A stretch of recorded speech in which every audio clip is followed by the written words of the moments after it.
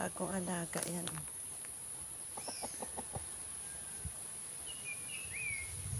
Bago na naman yung alaga ni Antonio.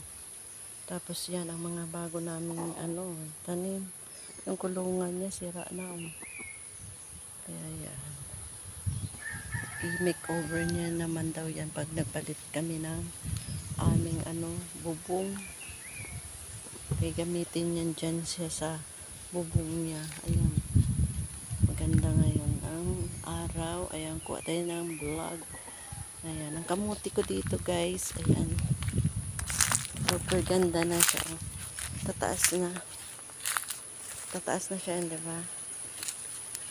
Wala pang mga 3 months yan. Kailan ko lang ito ginawa bago mag-December. Ayan, Dito yan sa guys, sa gilid ng bahay. Ayan. Iba tong sa garden. Ayan. Ayan pa ang hawanan natin. Malawak pa. Malawak pa yan guys yung ating hawanan dito sa likod ng bahay. Ayan. Diba masiot pa siya. Kaya sabi ko Antonio, wag na gapasan ang mga malalaki. Kukunin namin ang sa ilalim lang. Tapos yun magdamo-damo para matalian niya ng baka. Ayan pa, hanggang dito pa lang ako. Ayan, kita niyo yan guys. Ayan na. Nag-extra na kami doon nung kailan yun. Hinalimunan niya na doon sa gilid. Ayan. Tapos yung bagong tanim ko na mga binhi dito na bagong sibol ng saging. Ayan na. Sibuhay na sila guys. Ayan. Kaya nagtanim-tanim lang habang may pa lupa. Ayan, kasi sa Manila wala pa talagang taniman guys, 'di ba? Ayan, mga manok, ayan Ito yung pinunla ko dito guys. Dito ako kumukuha ng ng aking rambutan. Ayan Dito ko sa may ng niyog. Maganda rin pala guys yung niya.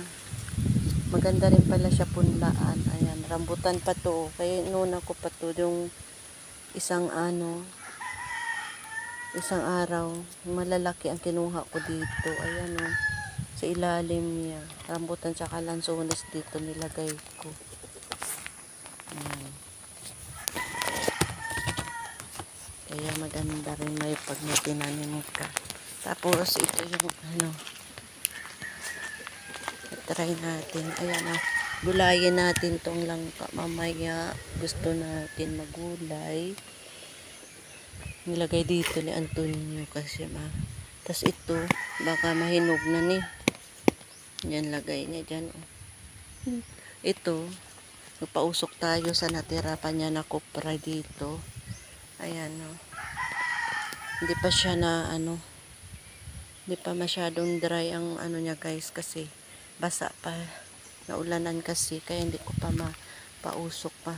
Pero pag nausok yan siya, pag nagkupra yan siya, tuloy-tuloy na naman panibago na naman tambak yan dito sa gilid. Kaya yun ang gawin natin. Ay, mga manok natin, ayan. Kaya ngayon maayos-ayos na kasi noong unang araw ko dito, umuwi ako pa sobrang daming gagawin kasi hindi kalat talaga guys. Hindi, ang daming damo-damuhan. Kaya ngayon, okay na siya guys, di ba? Ayan, malapad pa ang ating kuhaan pa doon. Ayan. Ngayon, ang gagawin ko ngayon, yan gumagawa ako ng walis ting-ting. Ayan, walis, yan, ito. Ito na siya, nakaganito na ako. Diba? Kasi, ang aking walis ay talagang maiksi na. Kaya kahapon ang ginawa ko dyan, yan ang ginapas ko. Tapos yan, tinabi ko ngayon para ngayong ginagawa ko. Diba? Ilang oras lang ako. Ayan, mamaya magbanlaw tayo. Ayan guys. Gagawin ko. Para, dami pa Tapos nagwalis pa ako dyan sa gilid. Ayan. Diba? Malinis na siya. Ayan. Ang ating kalinisan para ate na yan ang walis ko pa. Oh, ito, sobrang iksi na ang walis ko. Ngayong manok dyan kay pasaway. Nandito na sila, sunod sila sa akin.